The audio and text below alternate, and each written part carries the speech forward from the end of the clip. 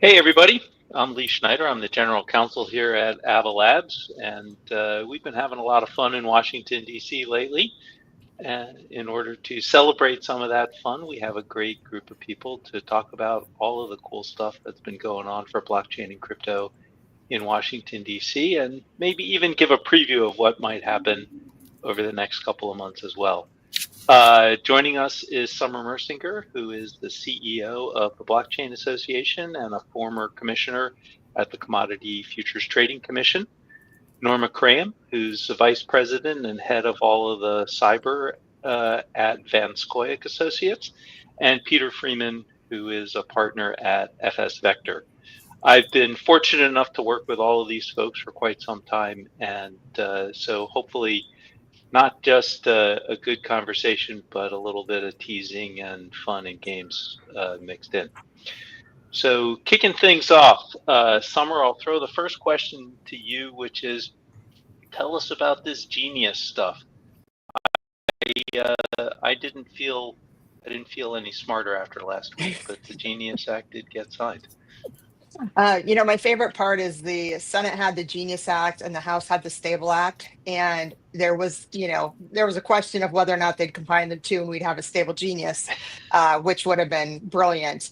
But Genius it's the first federal law regulating payment stable coins. It really sets a federal framework for these issuance of stable coins. It sets, it sets like reserve amounts, rules around issuance, some oversight, some clear lines of authority, and it includes some consumer protections, which I think are important. So it's the first piece of major crypto legislation ever signed into law in the United States. So it's pretty exciting. Yeah, it was definitely a big day, and I was fortunate enough to go to the White House and for the signing ceremony, and that was pretty darn cool. So a once in a lifetime experience. Hopefully, it'll happen again as we move to get market structure bill going. So why don't we just talk about market structure very quickly, Norma? What's going on with market structure? It's interesting. We fast forwarded through Genius, which we thought would take quite some time. And as Summer said, and you have said, that was such an important piece of legislation, but we overlapped with market structure. The House moved expeditiously to write the Clarity Act.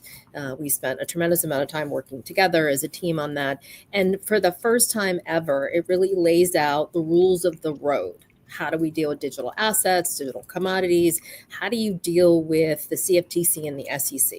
So the fact that the House was able to write a massive bill, industry's been looking for some time to have those rules of the road.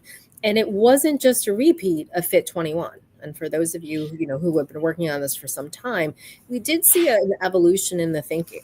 But we have the House having passed a bill for the first time ever. Now, if you are listening or watching us today or in the future, you know that the House and the Senate don't always, they may have differences of opinion. How about that?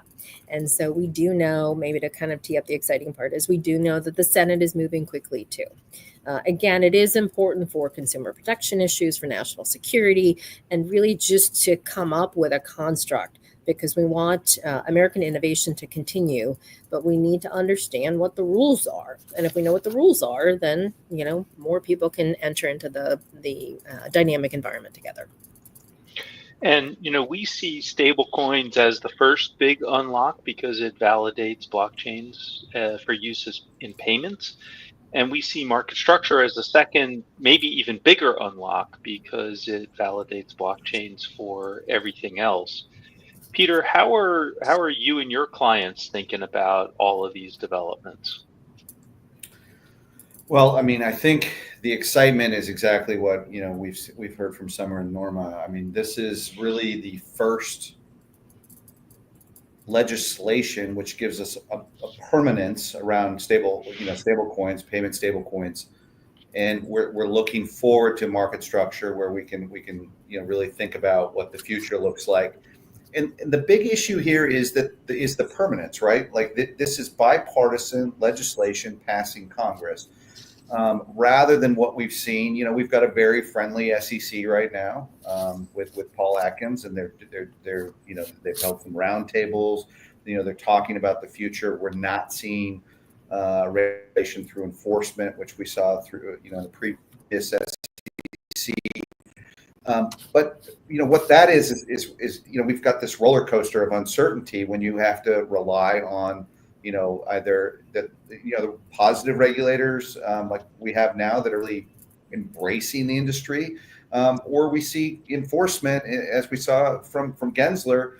What we really need is certainty. I mean, I think that's really what these markets need. That's what companies need to make investments. That's what companies need to stay in the United States or come back to the U.S. And that's really kind of the excitement, is the relative permanence of what we're doing. Now, obviously, Genius implementation is important, right? We've got banking regulators, we've got the Treasury Department, we've got actions that need to be taken, and so that's the next phase of this. But the thrust here is really an embrace of innovation in the U.S. by U.S. policymakers. And regardless of what you hear, this is bipartisan. You got 100+ votes for the Genius Act that's been signed into law, and surprising to pretty much everyone in town, you got 70+ votes for the first market structure bill to pass this year. Obviously, Fit 21 in the last Congress got a lot of votes as well. But this is real, and people see that for what it is, and it's bipartisan. I mean, we had members of leadership on the Dem side of the aisle vote for that bill. The Clarity Act. Former Speaker Pelosi voted for that bill. So it's a pretty positive thrust, and I think generally speaking, my clients and the folks that spend a lot of time thinking about policy are excited that we have policy that will have a permanent impact. And that's really, that's the big thing here, is that legislation being signed into law and the prospect for that on the market structure side, alongside what we've already seen with stablecoins, is just really exciting. And it means the U.S. is going to be home for this economic activity for the time to come. And that's the change, that's the shift, and that's the exciting thing that we've got now. There's like so many things that run through my head that I want to talk with you all about, but I'm going to focus on the market structure bill just for a minute, because that is the current thing that is happening. Summer, as you know, the Senate Banking Committee released the draft of what will be their portion of the market structure legislation. And with that, they put out a request for information that asked a lot more questions than I was expecting.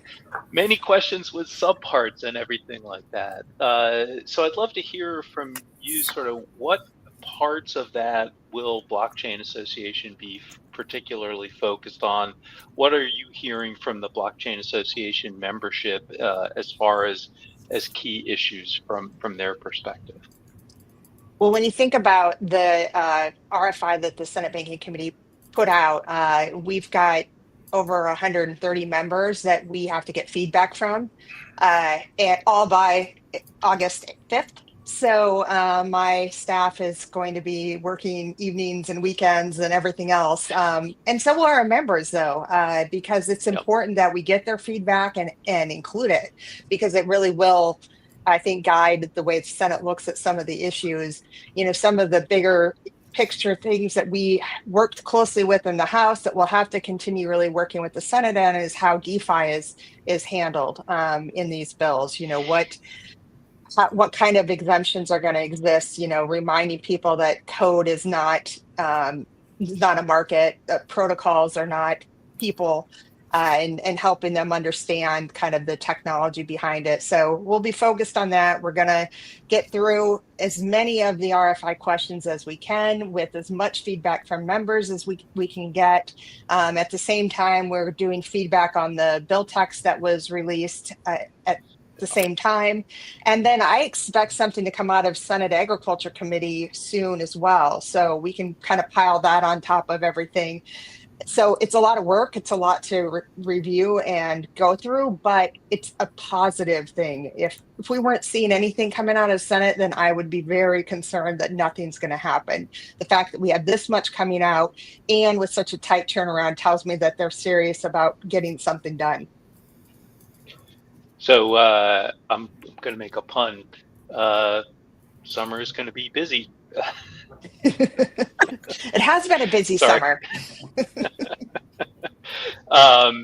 Yeah, I think, your point about the DeFi point and sort of what is infrastructure and therefore not regulated versus what is intermediary functions and who are the intermediaries that are regulated. That's a big distinction that we are very focused on the OWL Explained side. We've written a number of comment letters about that topic, including to the SEC Crypto Task Force and to the FCA in the UK. We're also going to write a comment letter because the Hong Kong Securities and Futures Commission is focused on some of these issues as well. So we'll be expressing our views there shortly too.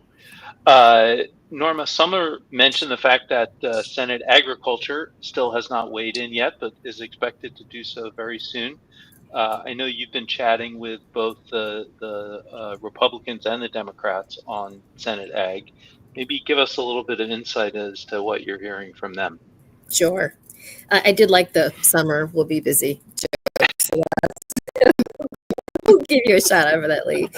And I think this is a really important topic. I mean, Senate banking came out first. Obviously we have that discussion draft and the RFI. The Senate Ag Committee is going through its own process, and I think this is really important. We want it to be a bipartisan initiative, and we have spent a lot of time with Chairman Bozeman's staff and Ranking Member Senator Klobuchar's staff, and they're going to spend August working on their version of their bill. Now, a little different is that we're going to see a Senate banking bill and a Senate Ag bill. So Ag will be working together over August to come up with a similar discussion draft. I don't think that we expect to see them put out an RFI, but they could potentially after they see what the Senate Banking Committee did. And I think we'll see something in September. But we are going to see a separate standalone CFTC title that the Senate Ag Committee will mark up. And then it will be I was going to say Herculean effort, which is probably true, but by the time I get to the Senate floor, about how you put these together. But I do think it's interesting and useful that we're going to see this bespoke focus on the CFTC, right, and the SEC. And the ag and the banking teams are working together. But there has been this robust discussion about, who do you register with?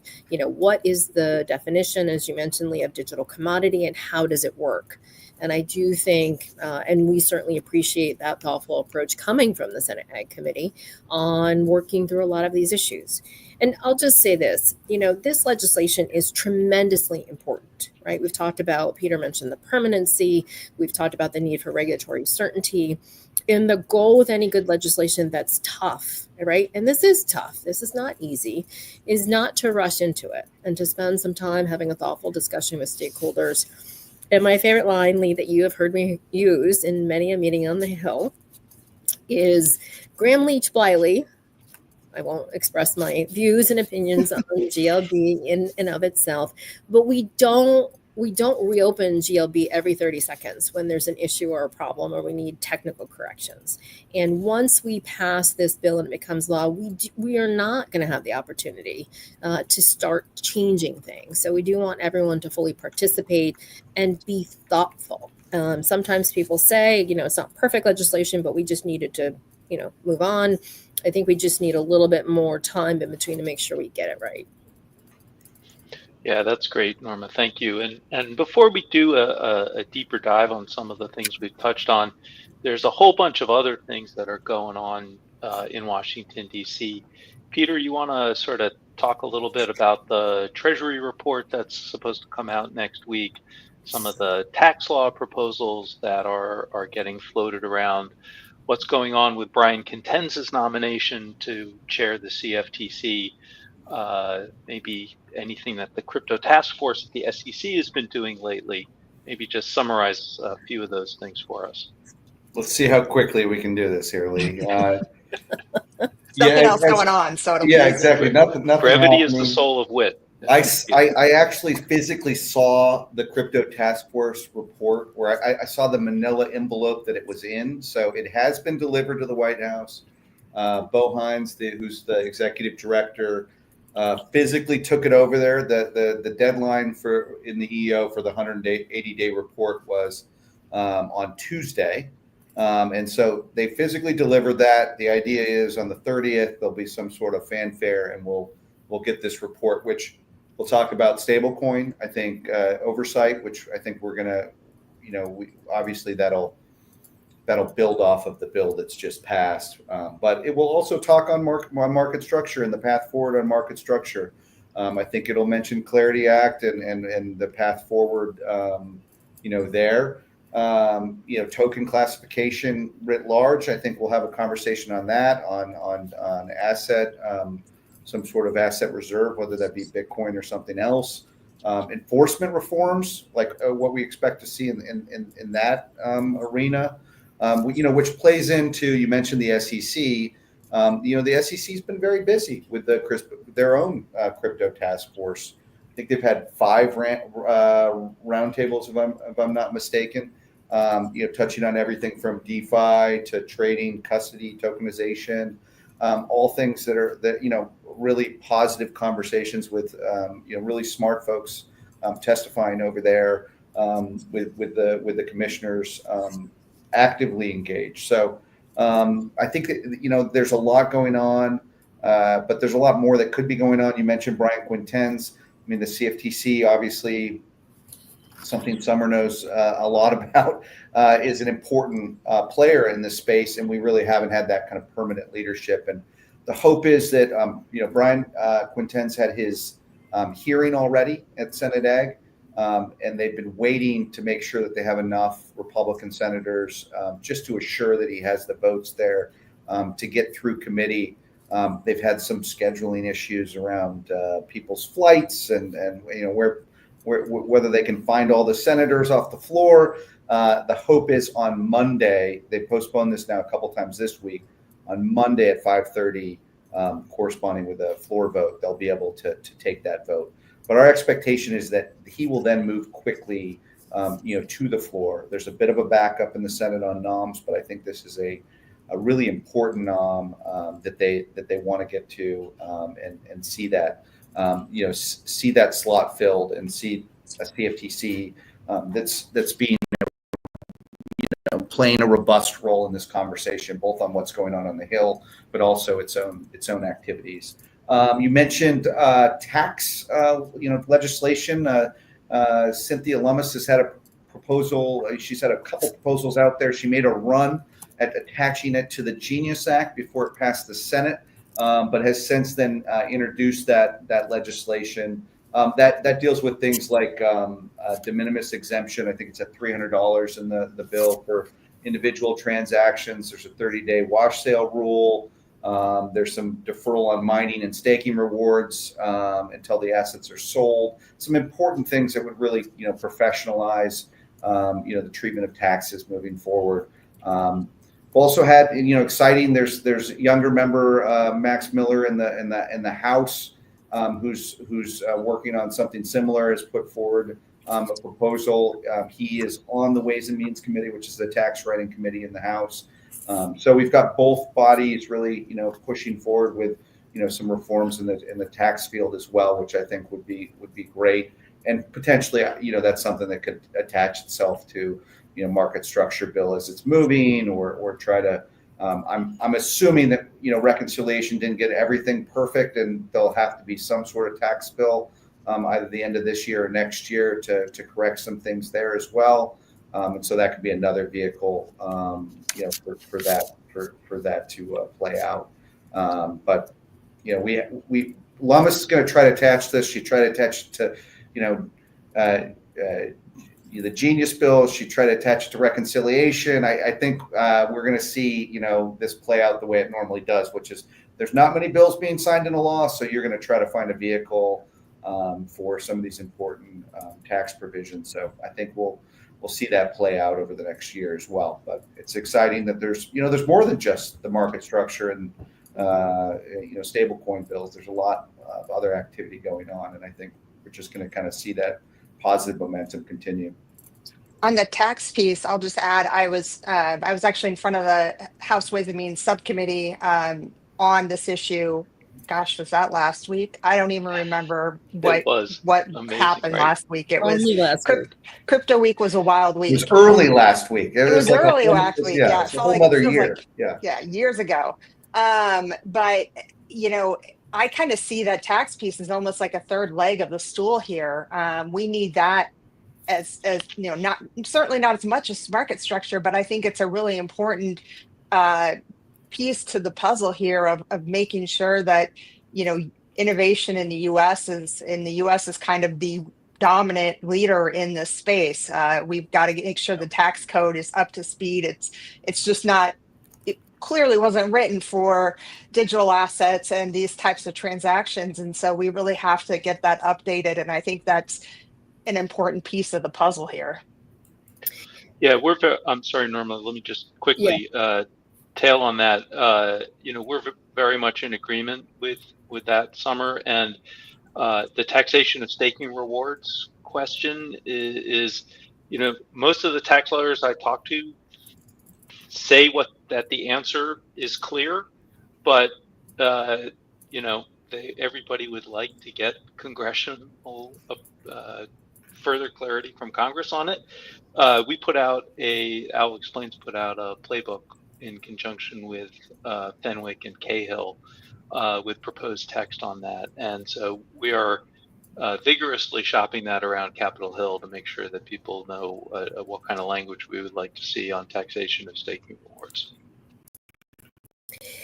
One piece I think that the whole team has sort of talked about and come to, particularly on the tax side, and that is these examples where we do need Congress to fill the gaps, right? When we started, I started working on distributed ledger and blockchain, I think it was in 2011, at the same time we were looking at cybersecurity and national security risks. And that understanding and awareness in the agencies and even in Congress, then to now in some ways is very similar. We're also talking about trying to fix some of the things that we saw in the agencies over the last few years, right? So we had some challenges with the IRS on the taxation issues, and I think this legislation would certainly help. It's also about how agencies give better clarity, right, to a market. And when we talk about emerging tech, there are benefits, there are pros, and there are cons. And I think in the holistic approach, making sure that we're doing these together is critical. And so, your collective points, I think, are key. I did want to just say I have a shout out for the executive branch. Summer will appreciate this. I worked in a number of agencies, and I think what people forget is while Congress does need to step in and fill the gaps and give direction because that is their role, watching the SEC having their crypto roundtables was critical. The commissioners participated fully. I went to a number of them, but what was good is that they were asking questions that I'm going to say regular people ask, right? It was about consumer protections. It was about how do we make this work and how do we protect the market? And I think that is important, that people don't think that all that's been thrown away. We talk about technical assistance where agencies come in and help members of Congress understand these issues. And we have a fulsome SEC now, but we do need a fulsome CFTC, right? We do need to get Brian Quinten's confirmed. We need full commissioners there because market structure legislation is giving a tremendous amount of authority to the CFTC and the SEC. So, when we talk about some of the national security issues as well, we talk about anti-money laundering, know your customer, some of these other broader issues that have come up, these are also not blue or red issues, right? We have a whole structure, we have FinCEN, we have others. And so I do think it's important that the industry writ large, work with the executive branch and the Congress, right? They have to go together. And I know that we as a team, we have all done that. We drank that Kool-Aid, but I think it's important to mention. On that topic, So just real quick, Norma, to follow up on that, I think one of the things that I have stressed with some of the members when they really want the legislation to be pretty prescriptive and detailed, I try to remind them that, you know, the rulemaking process is a very public process. They Right. have to consider public comments. Mhm. And so it is okay to leave some of the details to the agencies to fill in the blanks through rulemaking, because it's not the agent's rulemaking is not Gary Gensler's, you know, regulation to enforcement. It is a very public and iterative process where people get to contribute to how the rules look. So the rulemaking process and all of this is going to be incredibly important. And I just want to double down on that. I think if you haven't been in an agency, it's joyful, and if you haven't been a regulator, it's double joyful. But to Summer's point, while people lament how long the process takes, it is fulsome, right? Everyone has the ability to comment. You know, it is open. You see what other people comment on, and agencies have to go through and respond to that. So, triply agree. I don't know how I can more violently agree. There are places where you want Congress to be very clear. Clear direction to agencies is important. You do not want it to be overly prescriptive, because you do want industry and stakeholders to be able to come up with what the best process is. But particularly in light of some of the Supreme Court decisions, around some of the regulatory proceedings, we do need Congress to be very clear in the intent about what power and authority they're giving to the agencies. Because I don't think any of us want to go through the legislation and the rulemakings, right, to see all that struck down for whatever reason, and we have to start all over. So this point about the agencies, I think, is a really good one. And as Peter alluded to at the beginning, the Genius Act says, hey, bank regulators, you got a bunch of work to do now that the law is passed. The same is going to be true with the market structure legislation. And because seems like there's going to be a split of responsibility between the CFTC and the SEC, that means it's two agencies who've got rulemaking to do. So there is going to be a lot of rulemaking. It's great to celebrate that Genius is signed into law, but there's more rulemaking to do, and we all have to remember that we're going to have to participate in that process to make sure our voices are heard, to make sure that appropriate considerations are taken into account. And the same is going to be true with market structure. Just following on this rulemaking point, do any of you have sort of any insight into whether or not the SEC Crypto Task Force is going to be proposing some rulemaking for the commission? I keep hearing rumors to that effect. I keep hearing that something is afoot, but anybody have any firmer insight into that? I don't have any firmer insight. I think, you know, I've heard kind of the same, you know, rumors or suspicions. You know, I think they've done a ton of work with the task force. So to do all that work and not have a product come out, I think would be strange. So I would not be surprised at all if there's something that comes out. It may look like Commissioner Purse's safe harbor. She's talked about that for a long time. So something around, you know, that what she has highlighted before, what she's talked about. But yeah, I don't think you do this much work with the task force and not have a product at the end. I agree with that.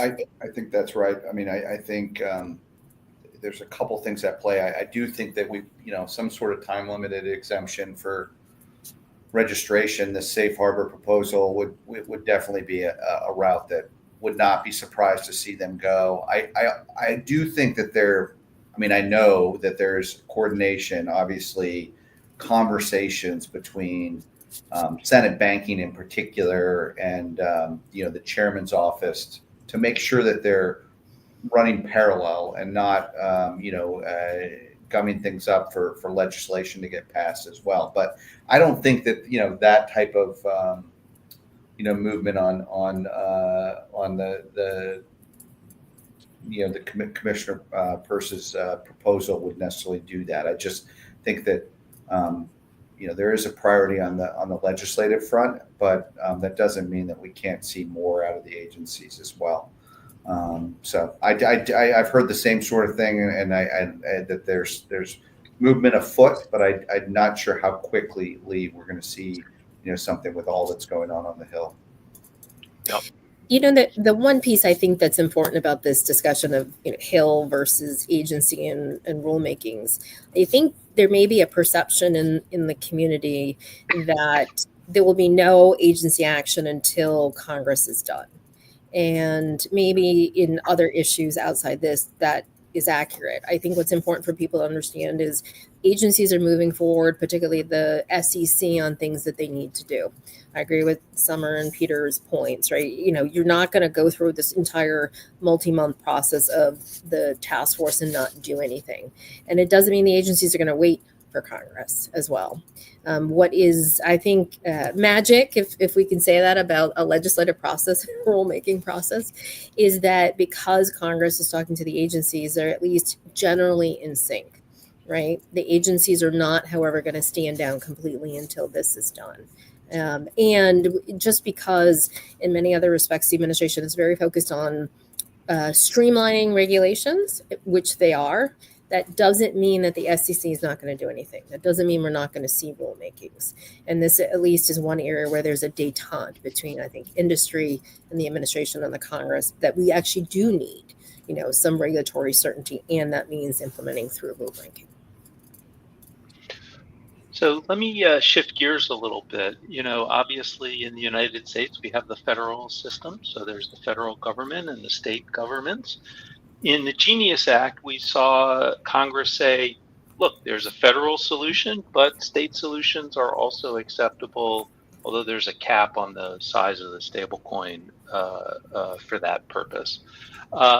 In market structure, we've seen much more of, hey, federal governs, so states are preempted from doing anything. I'd love to get everybody's thoughts on this.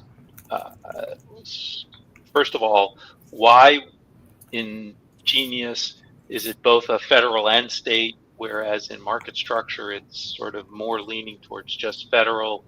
What's the reason for that? And then how do we think things are going to play out in the stablecoin world? Will we see a lot of federally regulated payment stablecoins, or are we going to see a lot of state regulated payment stablecoins, or a lot of both? Have at it. Whoever wants to go first. Well, I can tackle the politics here. I mean, I think, simply put, the state versus federal role that we see, cemented in Genius is really because states had already acted. I mean, when you have a lot of, and companies had, especially New York. I mean, and there's obviously kind of an outsized political influence of New York, but also, the companies that have invested in going through that process in certain states wanted to see, that, ability to issue through the state regulatory system, continue and have that, cemented in the legislation. So that, that at a very high level, Lee, I think that's why, there is this kind of split.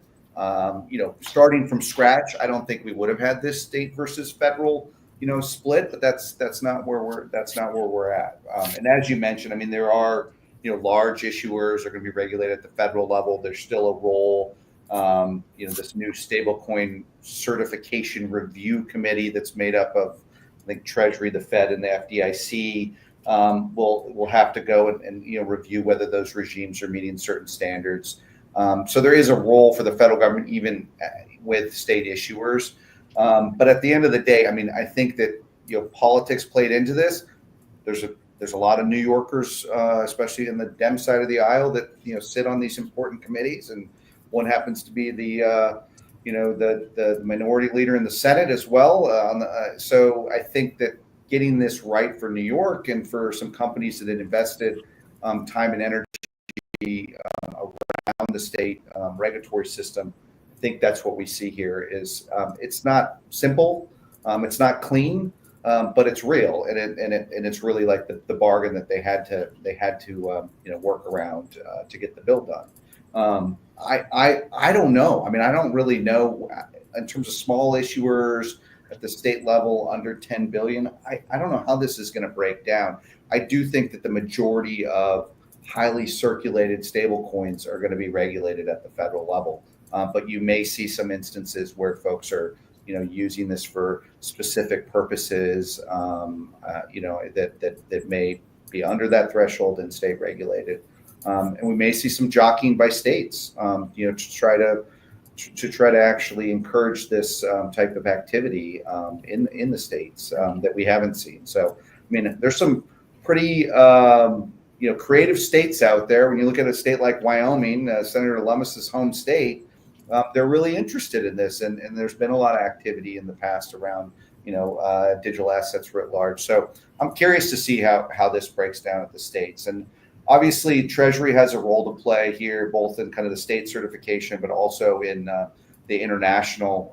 When we're looking at some of the equivalents, the other tests within the construct, and that's a role that we'll see play out to see what countries or what jurisdictions will meet those standards as well.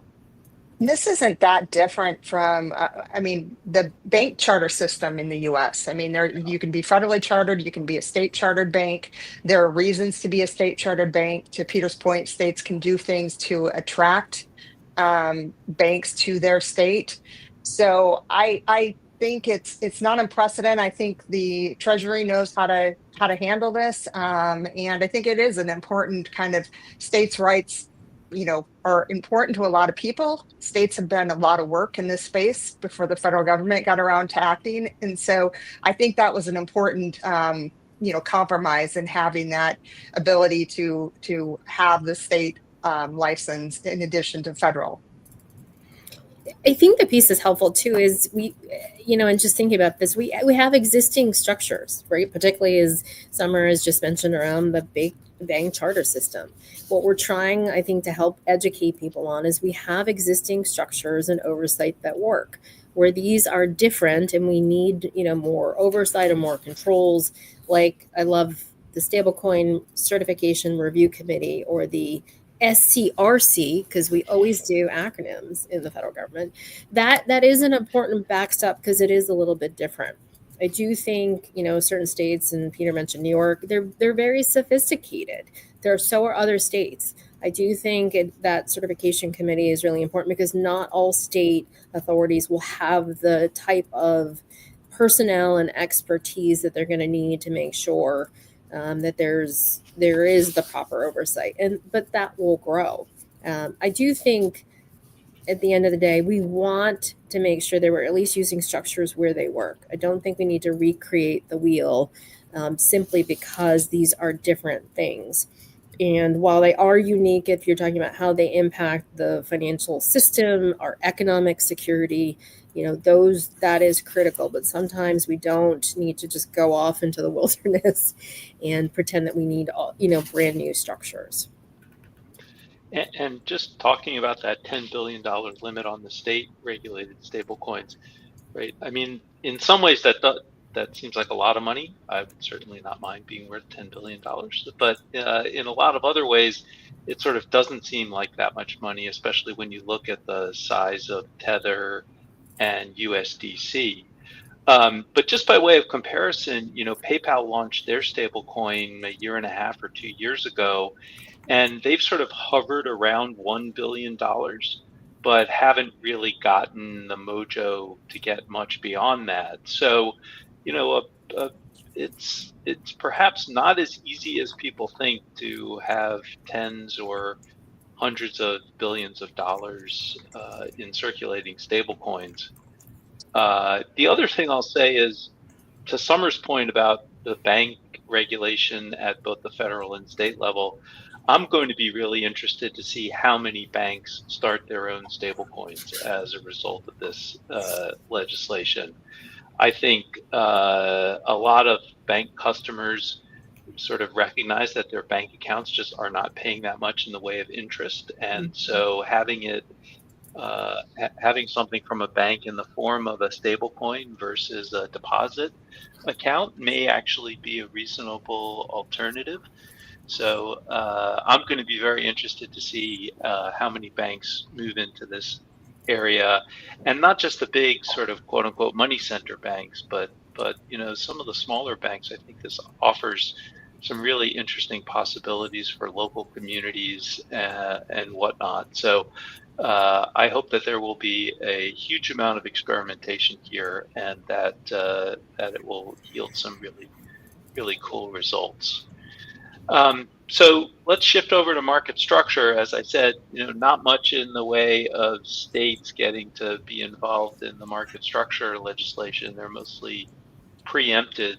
What do we think is the reason for that? Why is that different than in the stablecoin realm? I can take a shot at just, the markets have already been dealing with 50 plus money transmitter licensing regimes, and have quickly realized that that is really difficult to do. It's difficult to keep up with.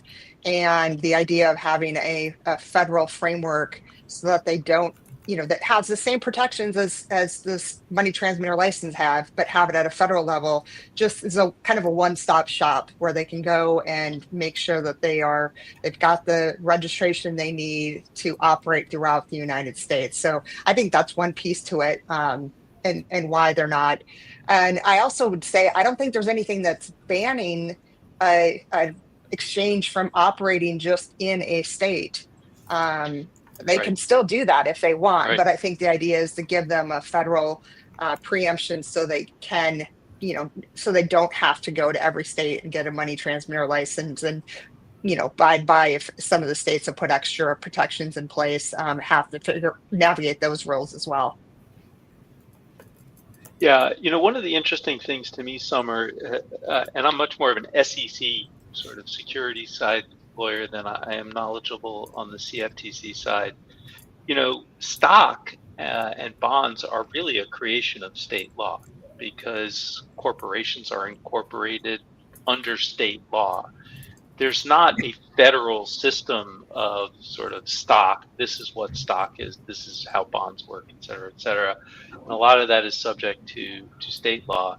But the markets and the overall public offering rules are governed at the federal level, and that's sort of where the preemption takes place. On the CFTC side, obviously, it's very different. Most commodities are not creations of state law. They are agricultural commodities or metals or things like that. So you don't have that sort of state law basis. But am I right to remember that the CFTC, that there is no real state regulation that in any way overlaps with the CFTC? No, and what's interesting is some states have had to put into statute that futures and derivatives are not gambling or not gaming, because there's been some laws written where kind of the speculative nature of that can be in some of these markets fall into the gaming statute, so they've had to carve out CFTC regulated markets. But the reason those markets, and this applies to crypto markets, I think as well, is you don't want fractured markets, because if for futures, a lot of that is those commodities, you're looking for the price in the future. You want a pricing mechanism. These markets are setting a price. If you had a fractured system where you're having pricing done in each state, that's not a very, you don't have the liquidity, you don't have the market activity, you don't get an adequate pricing that's based on kind of fundamentals. So, and I think that'll be true with crypto too, is that, people want to know what it's worth. And in order to do that, you need to have national exchanges and national markets. Mm-hmm. Well, and to further on that point, the crypto markets are global and they're 24/7. So it's really creates a whole bunch of additional challenges for regulators and for market participants. Yeah, that's very interesting. You're making me hearken back to when I was a very young associate at a big law firm, and I was doing my first securities offering, and the partner says to me, "Lee, can you just go double check New York State gambling laws to make sure that the exemptions are there for securities too?" And that's when I had that big moment of realization of, oh, I guess this could be considered speculative Yeah. gambling if you look at things a particular way. And so it is very interesting. Um, Lee, maybe, yeah, just yeah. one other point, and I defer to you guys I'm interested in this question around anti-fraud and consumer protection laws, because I do think there is some applicability even on commodities, across the board. It's going to be, obviously, and this also is like, I think the SECs, we've already seen them. They're going to continue to enforce laws related to this as well. When we're talking about consumer protection, when we're talking about fraud, I think we will see enforcement activity continue. But I'm interested to see, whether we see an uptick in any of that activity, especially in blue states, around some of this. So UDAP enforcement at the state level, and anti-fraud, enforcement. So I think that there's still a role for the states there, but I'm interested to see how that plays out. But I defer to you guys on them. That's just my understanding is where we've seen some state activity has been in those areas. Mm-hmm. I think we're going to see an uptick, to your point, in certain states of litigation against crypto now that the SEC has taken, to your point, they're still enforcing, fraud, manipulation, those sorts of bad actors, but in the more sense of, registration violations and those sort of lawsuits. I think we're going to start seeing those in the states now. Some of the more, like you said, blue states might pick up the mantle, or pick up where guns are left off. So I wouldn't be surprised with or without market structure. I think they're going to move ahead in that direction. But I think the point about consumer protection is really important, and states' attorney generals have been very active on those issues for eons. We do have the Federal Trade Commission, which has that role. We'll see in this administration, how that works out between the agencies. But I do think as the rulemakings go forward under the Genius Act and some other issues, basic consumer protection issues will still come up. And so it will be left to those states. And while maybe blue states will have a more particular bent earlier, I think you're going to see that across the board if things aren't clear. And there's good reason, I think, to have some of those protections at the state level. It should follow, the trend of Genius anyways, giving states and sort of using our existing structures. And if people don't understand, we're still having an issue in Congress trying to make sure people understand the difference between blockchain and cryptocurrency, and that every digital asset is not a cryptocurrency. And we do want consumers, if they're going to engage in these issues, to actually understand and feel like someone has their back when they have questions or they don't know really what's happening. And I think you all made really good points there. The whole token classification thing is something that I've been prattling on about for years and years now. And look, the market structure, pretty much however it comes out, is not going to apply to assets that are already regulated. That's just that they are digitally represented on a blockchain. So the consumer protection stuff, Peter, that you mentioned, I think is going to be going to play an increasing role. If a project creates fraudulent art NFTs, that is something that is right under the consumer protection laws, not particularly under the SEC or the CFTC's jurisdiction, because it's not financial instruments, it's art. So we have a lot. It will be very interesting to see how all of that stuff plays out, and I think this is a really good point that you all have raised. Can I shift gears on you again? Of course. I don't know. It depends on where we're going, Lee. Go for it. So we're getting towards the end of time, but what I'd love to hear is just a little bit of prognostication from each of you. And I'm not going to ask you when is market structure going to be signed by the president or anything like that. But I would like to hear, sort of looking out sort of 3 to 5 years, how much are you all thinking that blockchain will be really integral to the functioning of the US economy and to the functioning of the global economy? As I said at the beginning, we see stablecoins as the big unlock for payments, and market structure is the big unlock for everything else, because of the way it validates blockchain as a technology, because the way each of them validates blockchain as a technology. So following that thread a little bit, what are you all thinking the future is going to hold? How much of a blockchain world are we going to live in? And I do mean blockchain from the technology standpoint, not sort of crypto and Bitcoin and whatnot. Don't be shy. You All can right. be outrageous. I'll This is jump not a shy group. Okay. Well, we can't be outrageous. We're being recorded. That would be that's for later. Again, I'm happy to start. I think good question on the 3 to 5 year outlook for blockchain. I do think this whole discussion about stablecoins and digital assets has really jump-started the discussion about what is blockchain, right? How do you use it? When do you want to use it? And we can confuse some of our listeners on the public permissionless blockchains, right? There are different types, private, permissioned. But I think what's important is it allows us to have a conversation about what blockchain does, where it has great value, and how can you use it. And so in 3 to 5 years, I do think that means we're going to see greater use cases for blockchain that are more, I'm going to say, normalized, that they're not considered kind of a one-off technology just in this world. And we spend a ton of time, and Lee is right, talking about blockchain use cases for different things, right? Supply chain tracking, art provenance. We could do it for healthcare records, but we have to worry about making sure that we have the right regulatory regimes for those use cases. And using that example particularly, I do think we'll see blockchain being used for other things. And we're going to have continued dialogue in the United States and around the world for what should the regulatory structures be. So if you are going to use blockchain for healthcare records, then HIPAA must apply, right?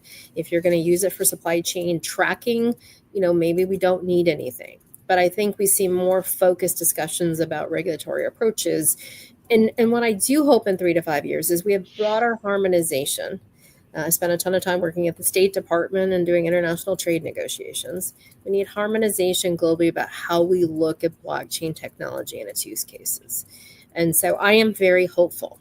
I do argue that there's no one technology that is the impenetrable panacea, right? So we have to think about cybersecurity and other things. But blockchain, I really think will be more normalized as a technology. And we're certainly seeing the US government starting to look at it more. Right, that helps as well.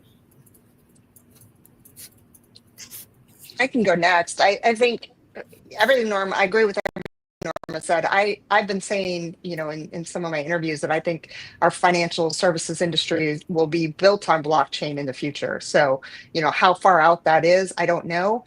To the point of, will it be public, private? I mean, a lot of it's going to have to be kind of private off-chain type use cases, but I think it's like anything with financial services. If there's efficiencies and it's a better model for consumers, they will move that direction. I mean, I think about when I first started banking, if I wanted to get my balance, I had to call a number and enter my account into my phone to find out how much money I had.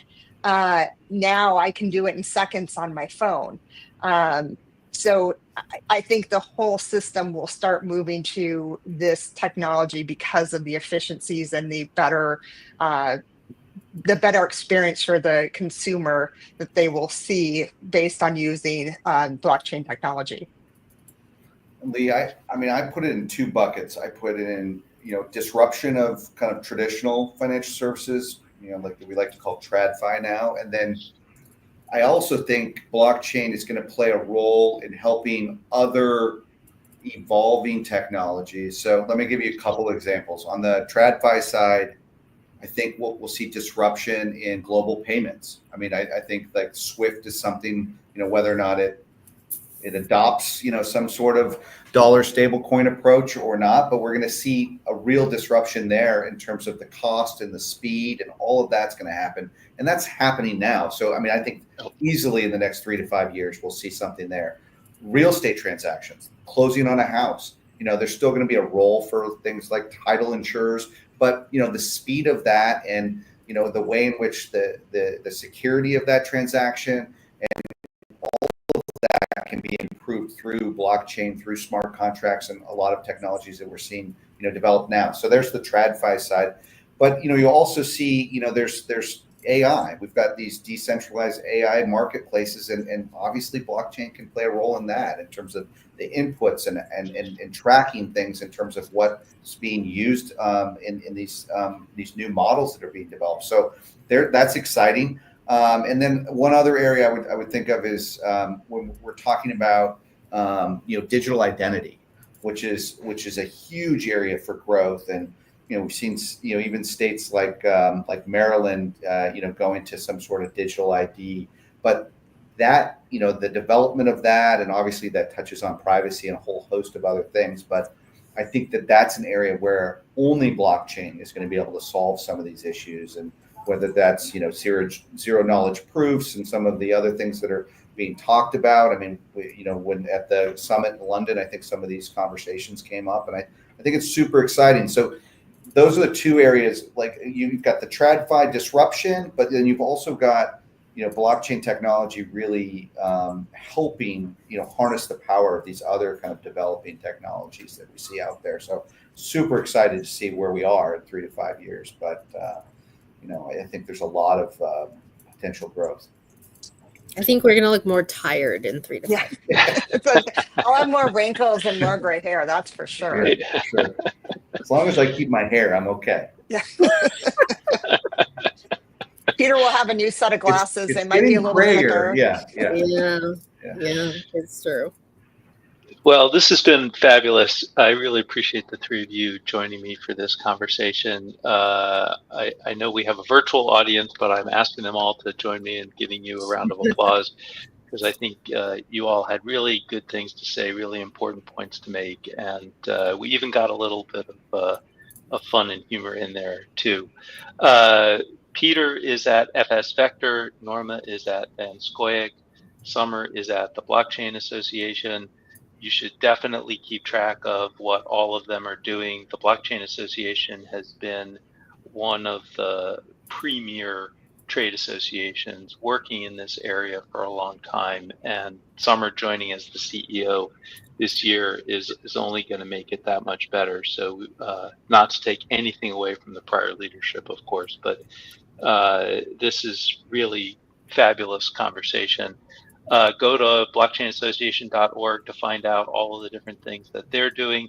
Please follow our Owl Explains project. We're on Twitter and LinkedIn. We just started on Instagram. So follow us on Instagram. Go to owlexplains.com. We have all kinds of great content.